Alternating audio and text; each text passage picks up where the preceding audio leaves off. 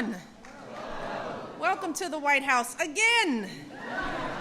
This is a good time. We are excited to have you all here. It's a pleasure to be here today for the National Arts and Humanities Youth Programs Awards, where we honor outstanding organizations that are using the arts to lift up our young people. And I want to start by thanking everyone from the President's Committee on the Arts and Humanities for sponsoring these awards. And we just announced 7 tremendous new committee members this week, and we're very excited about that. But I'd like to take a moment to ask everyone from the committee who is here to please stand so that we can recognize you for your amazing work.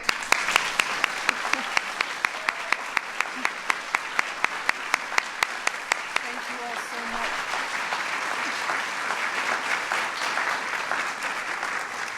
As I told them backstage, this is a real working committee, and I just want to tell you how proud I have been to work beside you all. You all do real roll-up-your-sleeves kind of work, and it really matters, not just to me and to the President, but to the lives of so many young people. You all should be so proud of yourselves. We are absolutely proud and grateful, so thank you. I also want to recognize Representatives Elijah Cummings and Bobby Scott. Where are, hello, how are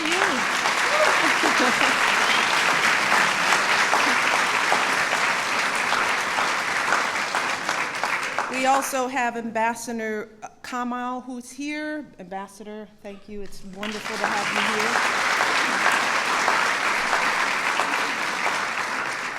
And of course, we have to recognize all of our young folks, young people who are here today.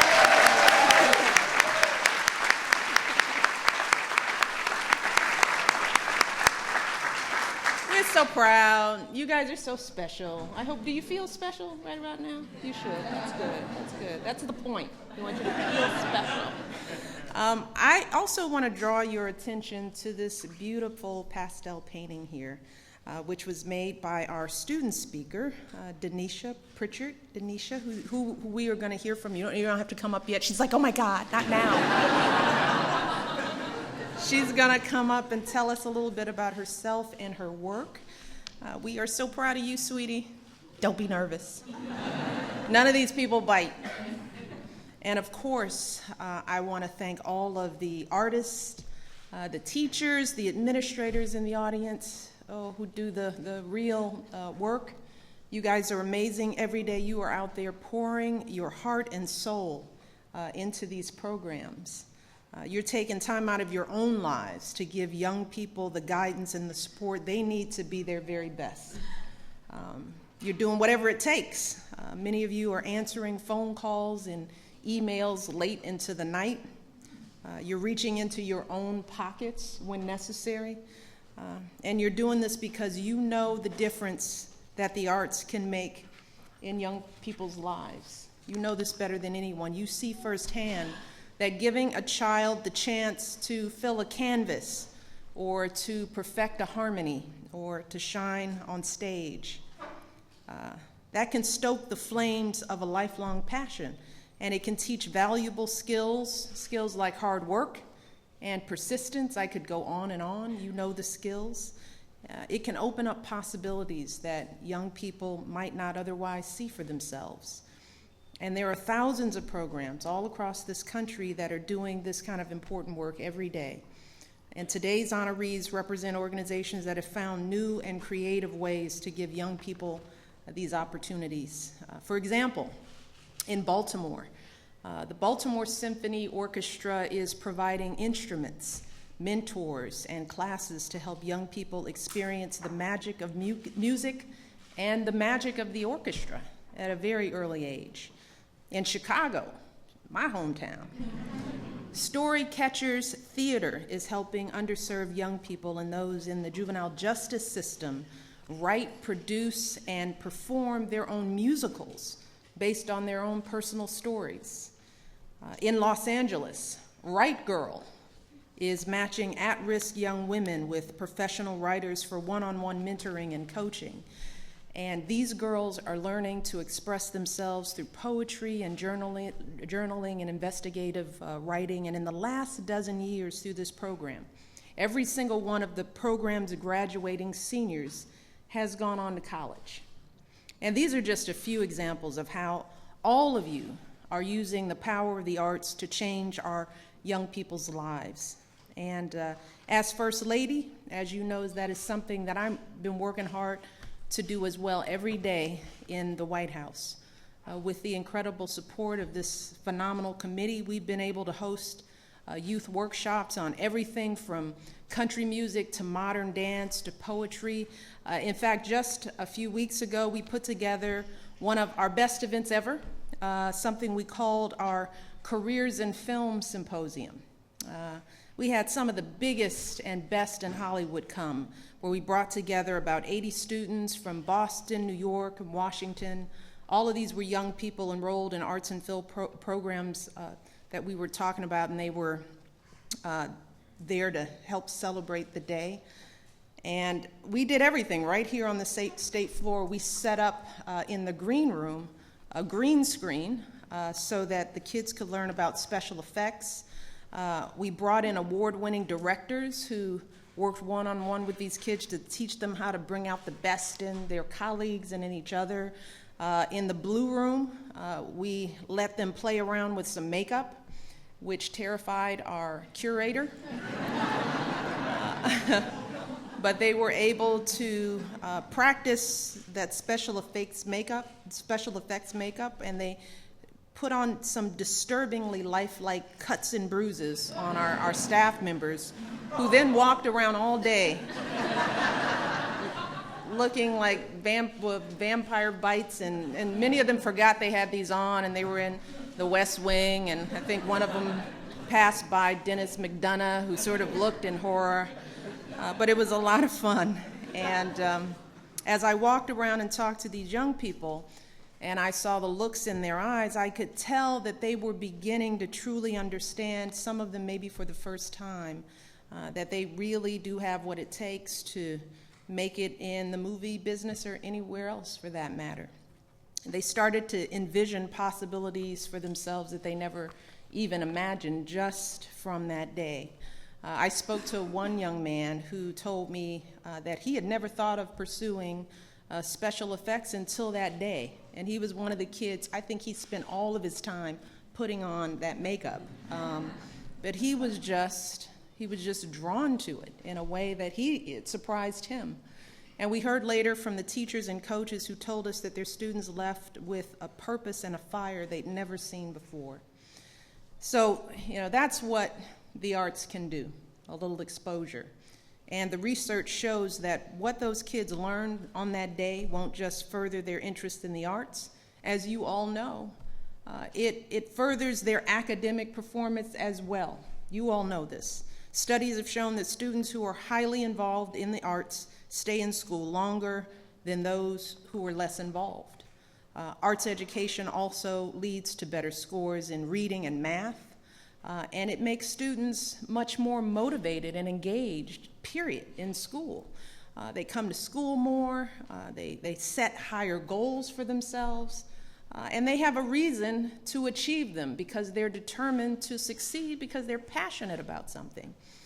And those are just some of the skills, those skills like grit and determination and resilience that they learn from this work. Those skills will lead students to success no matter what path they choose. You all know this. You experience this every day.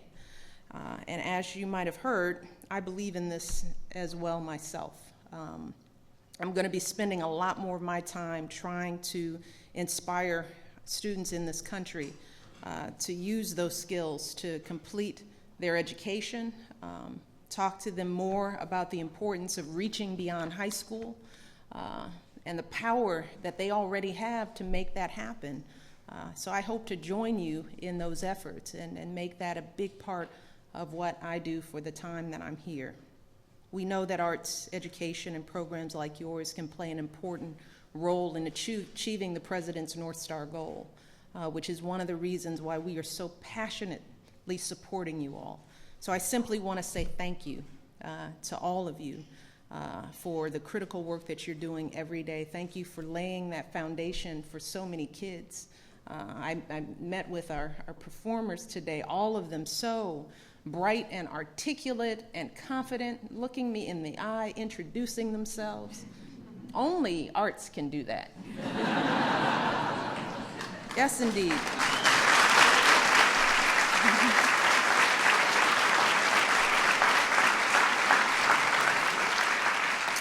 And to all of the young people who are here today, I just want to say this.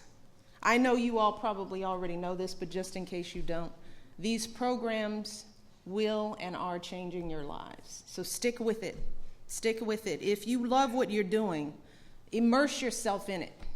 You know, find the thing you're passionate about and dig really deep. Don't be afraid to fail. Just dig deep. Give it all you've got, whether it's writing or design or music, whatever it is. Hold on to it, because no matter whether you ultimately want to go into the arts or whether you ultimately want to go into business or teaching, whatever it is, the skills that you are learning through these programs will help you do whatever it is you can imagine for yourselves. But as I always say, you got to work hard, you know. That is really the message. None of this stuff comes easy.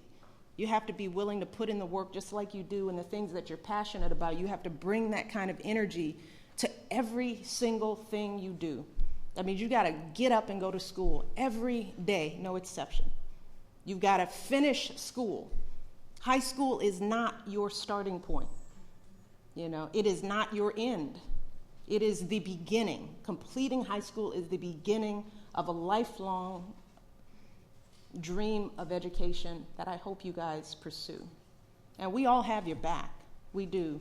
You got a president who is working hard to make sure you have the resources you need. You have teachers. You've got parents. You've got this committee of people. They're really important. They are. Yeah, I just look at them. It's like, these are some pretty impressive people. They care so much about you guys. So we're investing in you, so keep investing in yourself. You promise me that. You promise. All right. You've got what it takes. Set your bar high, okay? Set it really high. Don't let anybody talk you down to a lower bar, okay? Think big. Think about being here one day, running it, all right?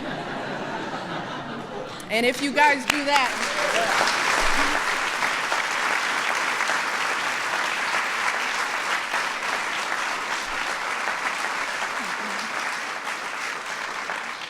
you can do whatever you want in life. You got that? All right. So with that, I'm going to turn it over to the co-chair of the President's Committee on the Arts and the Humanities, my dear friend, Margot Lyon. Thank you, Margot.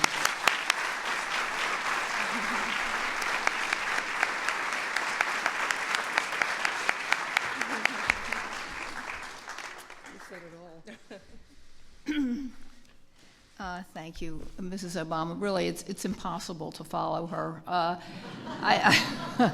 So forgive the repetition and the lack of eloquence, but I will do my best. I do have one comment that I've been trying to think of words to describe the First Lady that weren't, repetitive and hackneyed. And I was talking to one of the young recipients outside, and I said, well, how are you chosen to represent your group? And she stood up very straight, and she said, because I have integrity and I have oomph. And I thought, okay, I'm going to steal those and say to Mrs. Obama, you have great integrity and great oomph, for which we are very grateful. On behalf of my co-chair, George Stevens, Jr., and our vice chair, Mary Schmidt Campbell, and all of the members of the President's Committee on the Arts and Humanities, thank you, Mrs. Obama, for so graciously hosting us here once again at the White House to bestow our nation's highest honor on these exceptional arts and humanities after-school programs. Today we honor 12 programs selected from a long list of applications that use the transformative power of the arts and humanities to change the lives of young people across our country. While these programs engage students from a wide range of backgrounds, sparking imaginations, encouraging collaboration, and promoting academic success with tangible results, They are also providing safe and creative havens for children in some of their most vulnerable hours, after school, weekends, and evenings. Mrs. Obama, we are particularly proud of these programs in light of the work that you are doing around the country to increase the number of students from all backgrounds who attend and later graduate from college. During the 15 years this award has been given, programs like these, which teach self-confidence, life skills, and the courage to reach for your dreams, are especially effective at sending young people on to college and beyond. Often, these young people are the first in their family to do so. Among the programs we honor today are several that boast 100% enrollment in college for the students that they mentor. What a remarkable achievement. I'm just thrilled. We don't just limit the impact, however, of the arts and humanities to within our borders. The President's Committee believes in the universal ability of the arts and humanities to touch people regardless of geography. So we are especially delighted to honor this year's International Spotlight Award-winning program from Nairobi, Kenya. Before I finish, let me take a moment to thank our key partners, the National Endowment for the Arts, the National Endowment for the Humanities, and the Institute for Museum and Library Services, our private supporters, and our longtime and essential cooperative partner, the National Assembly of State Arts Agencies. Without all of you, this program would not be possible. So I'd like to end where I began, to thank our indescribably fabulous First Lady and Honorary Chair, Mrs. Obama, for making this day so special for all of us, the committee, the award winners, and our guests gathered here today. And with that, I am delighted to invite to the stage a young woman who embodies so many of the ways the arts can nurture and sustain our most promising young people when they need it most. Denisha Pritchard.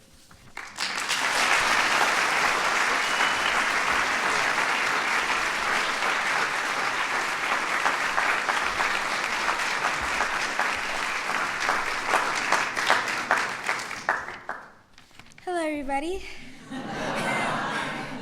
My name is Denisha Pritchard. I am 12 years old and I am a 7th grader at Parkland Middle School in El Paso, Texas. When I was 6 months old, I was diagnosed with sickle cell anemia. It is a disease when one's red blood cells and white blood cells are in a constant conflict. 6 years into my diagnosis, they found out that taking chemo would help me stay healthier longer. So at the young age of 6 years old, I began to take chemo, and it's helped. But what really helps when I'm in the hospital is the Creative Kids Art Program. We make art that blows people's mind, and we're so... and some of us are so young. I remember the first time I went, I was 4. I was crying, kicking, throwing tantrums. I didn't want to be alone. I mean, I was young, I was in a hospital. How worse can it get? But when I sat down with Alyssa and I started making that artwork, I think everything just disappeared for me. We talked and she made me feel comfortable. She made me feel as if she was my sister, and that really was something I needed at the moment. By the time I was leaving the art room, wow, I can't put it into words. I didn't want to go home. I didn't want to go. I wanted to come back the next day. And we made some amazing art. Like my art shown here today. That one I made when I was 8 or 9, and I was also sick then. And it was one of my worst crises yet.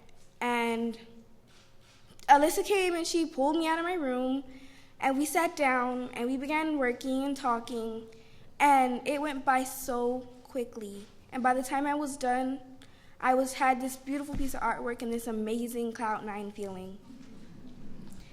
And it happens all the time. Every time I enter Creative Kids, the disease, the IV, the pain, it's all gone.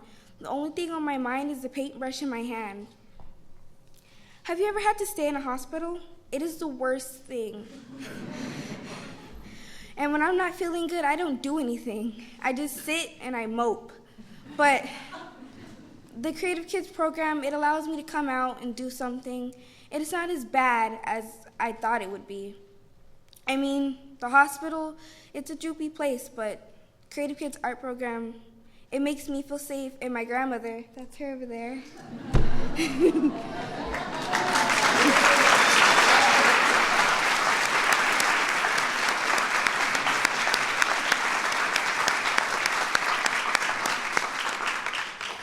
My grandmother, she feels happy when I'm in Creative Kids, because honestly, watching me be in pain is not the funniest thing in the world. It's not even happy. And when I'm in that Creative Kids Art Program, I'm on cloud 9. Honestly, I'm not a natural artist. I'm a writer at heart. But but they make it seem as if I'm an actual artist. And like I said, we do some pretty awesome stuff there. And it's not all me. It's my instructors, me and Alyssa. They're great and they're super nice. They make everybody feel comfortable.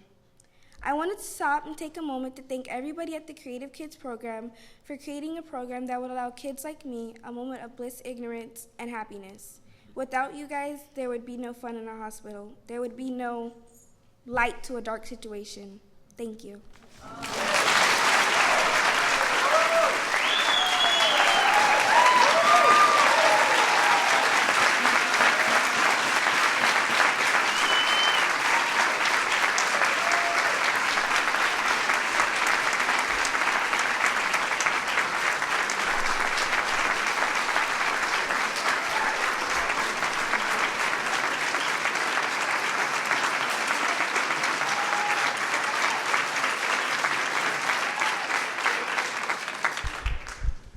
Ladies and gentlemen, the presentation of the 2013 National Arts and Humanities Youth Program Awards.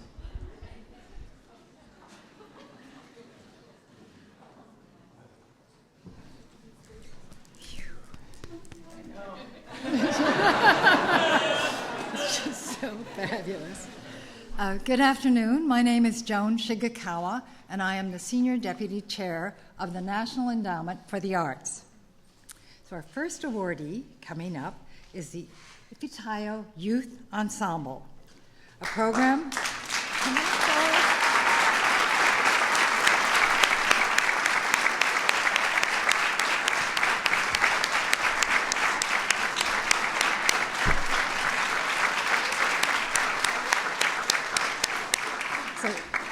Ifitayo Youth Ensemble is a program of the Ifitayo Cultural Arts Academy in Brooklyn, New York.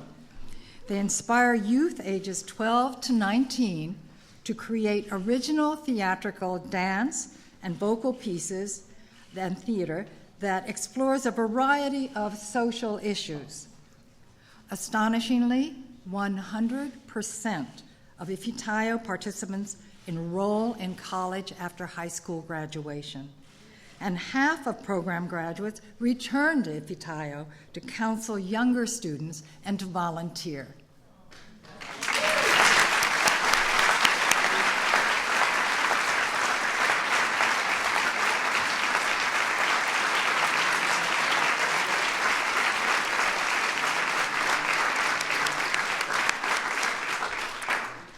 So we've just heard at Providence Children's Hospital in El Paso, Texas, come up, folks. Art is used as a coping mechanism for traumatic cancer treatment through Project AIM, an art and digital media program of Creative Kids.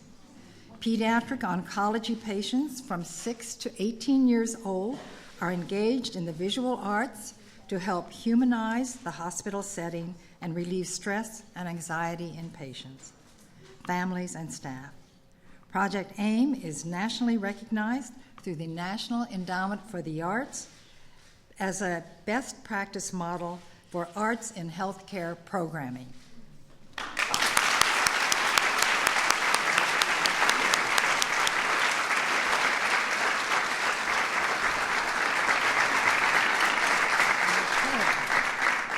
So, established in 1990, Story Catchers Theater's programs for detained and incarcerated youth in Chicago, Illinois, prepares court-involved young people to make thoughtful life choices through the process.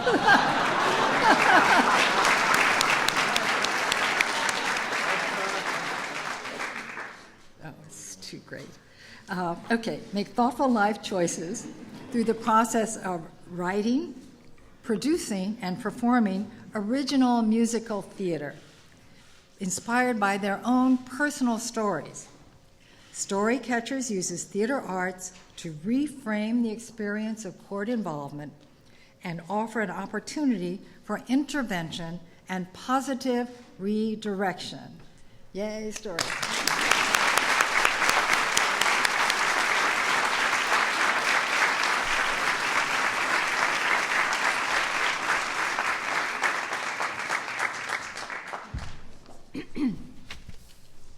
Good afternoon. I'm Susan Hildreth, Director of the Institute of Museum and Library Services.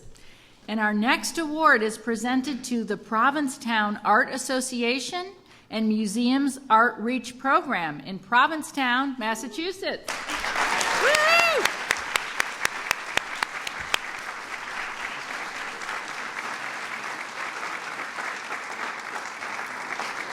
Art Reach provides in-depth visual arts and creative multidisciplinary education to middle and high school students from remote rural communities throughout the northern reaches of the state of Massachusetts.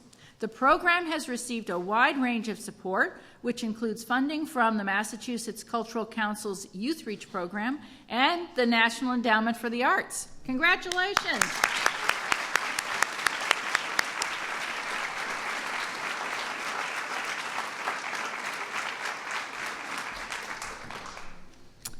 For nearly 20 years, the Center for Exploratory and Perceptual Arts community-based youth education program, that's a mouthful, here they come, have provided photography and media arts programming for Buffalo and Western New York youth. Woo-hoo!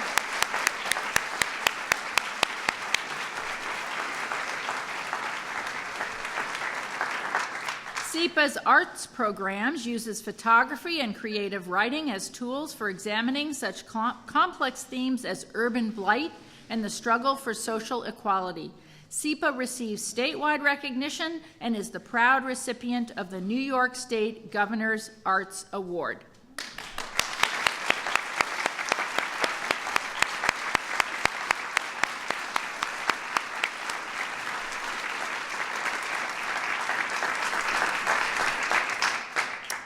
The National Building Museum, right here in Washington, D.C. All right. Woo-hoo!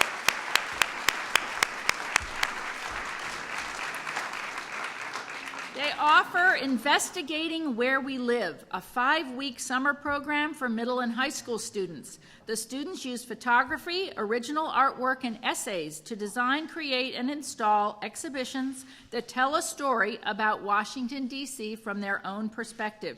Each year, the program culminates with an 11-month exhibition at the National Building Museum, which more than 25,000 people will visit while on display. Congratulations.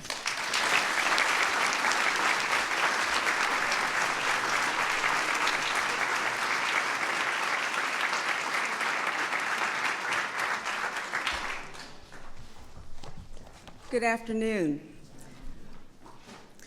The Pearl Bailey Youth Program of the Pearl Bailey Library in Newport News, Virginia, provides an extraordinary level of academic enrichment to youth in the Southeast community. The library offers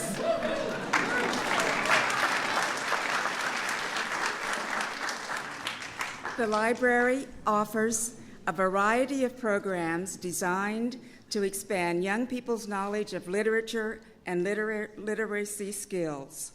Students build ownership and participation in their local library by playing an active role in the process of book selection and purchase.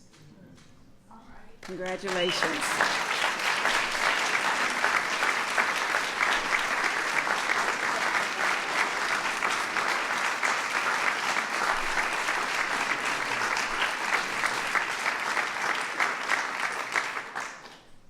Through Project Discovery, In Dallas, Texas, low-income students attend a full season of theatrical performances.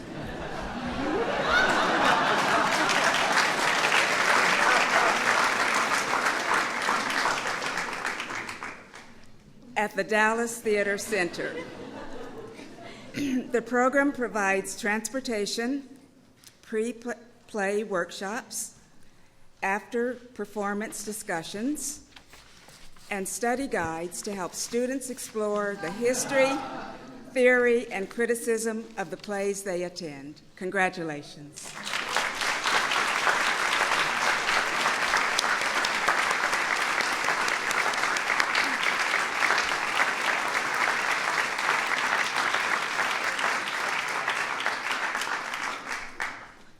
Sadie Nash Leadership Project Summer Institute in New York, New York, delivers a rigorous arts and humanities curriculum through social justice lens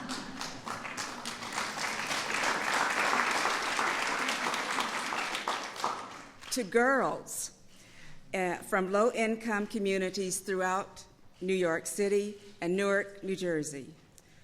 Over 6 weeks during the summer, Sadie Nash students take 4 courses, 2 core classes, Power, Identity, Privilege, and Leadership Institute, 1 academic and 1 arts course. Among the program's achievements, a recent 10-year impact study of the group showed that 62% of former participants complete a 4-year college education. Congratulations.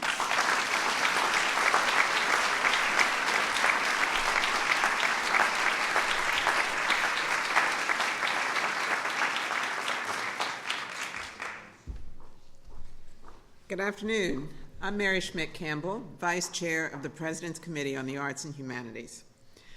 Our next award goes to the Boston Children's Chorus, an innovative arts education organization that unites Boston area children ages 17 to 18 across different races and backgrounds to participate in intensive choral and music training, leadership development, and mentoring. The chorus is comprised of 12 choirs performing 40 shows every year. Impressively, 100% of chorus participants graduate from high school, and 100% of graduates have been accepted to college.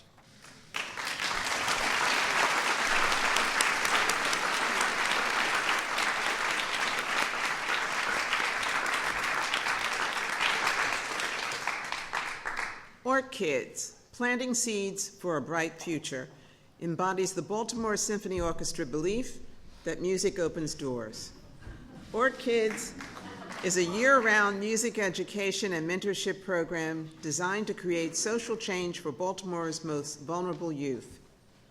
Kid provides instruments, academic instruction, positive role models, meals, field trips, and performance opportunities to participants, many of whom in just 5 years, Kids has grown from reaching a group of 30 students in one school to serving 550 children from 4 Title I schools in Baltimore.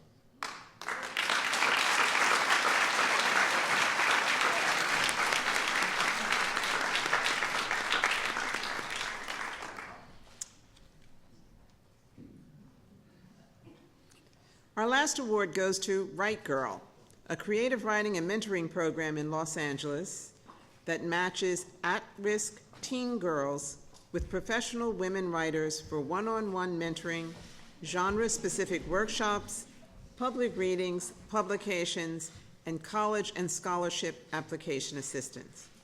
Since 2001, Write Girl has successfully guided 100% of mentees in the core mentoring program to graduate from high school and enroll in college with full or partial scholarships.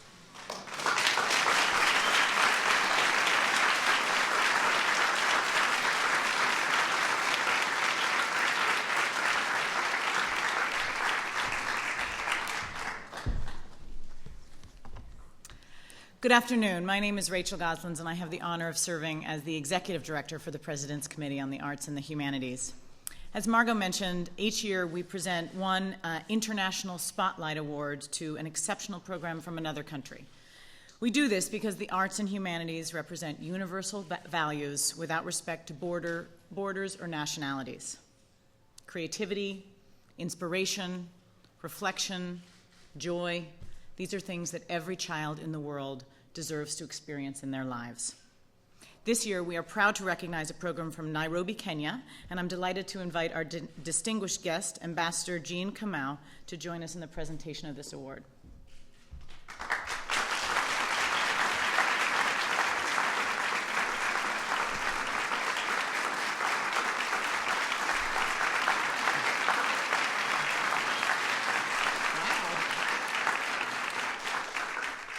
So our International Spotlight Award goes to Karuka Maisha, which in Swahili means jump into life.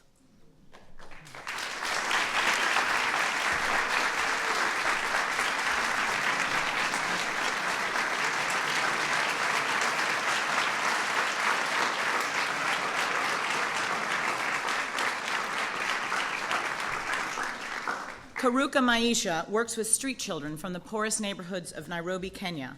The program has offered intensive training in music, dance, and circus arts to hundreds of street children since its inception in 2006, along with meals, mentoring, and leadership training. Participants develop life skills to propel them into a better future. Miraculously, Karuka Maisha has helped over 400 Kenyan children get off the streets and over 200 students to find jobs in the performing arts or related vocations.